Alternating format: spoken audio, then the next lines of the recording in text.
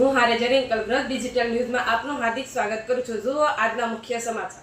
પાટણ જિલ્લાના રાધનપુર તાલુકાના સાણિયાથર ગામે મારું નામ ભોજાભાઈ વીરાભાઈ, હું સરપંચ। મારા ગામે ખૂબ વરસાદ હોવાથી ખેડૂતોને મોટા પ્રમાણમાં નુકસાન ઝેલ્યું છે, તો તેનું વળતર સરકાર શ્રી વહેલા તકે ચૂકવે, સર્વે કરાવે અને તેનું વળતર ચૂકવે।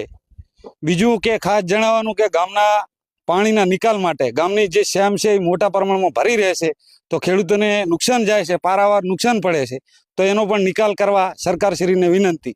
જય હિન્દ। પાટણ જિલ્લાના રાધનપુર તાલુકાના છાણિયાથર ગામની અંદર ખૂબ વરસાદ હોવાથી પાણી ખૂબ ખેતરોમાં ભરાઈ ગયેલા છે, તો ખેડૂતોને લગભગ 600 હેક્ટર જેટલી જમીનની અંદર બધો પાક નિષ્ફળ ગયેલ છે।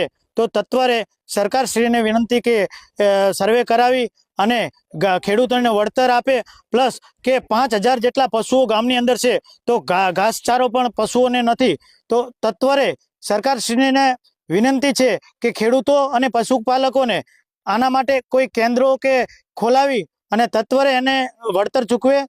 અત્યારે ખેડૂતો ખૂબ મુશ્કેલીમાં છે, ખેડૂતો પણ ખૂબ મુશ્કેલીમાં છે અને પાણીનો નિકાલ એટલે કે નર્મદા કેનાલ આડી આવેલી છે, તો તેના સાહેબાન અથવા તો કાંઈ બી કરીને એનો નિકાલ કરાવે અને લગભગ 2 મહિના સમથિંગ પાણી ખેતરોમાં ભરાઈ રહેશે, તો ખેડૂતોનો પાક તો 3 વર્ષથી નિષ્ફળ જાય જ છે।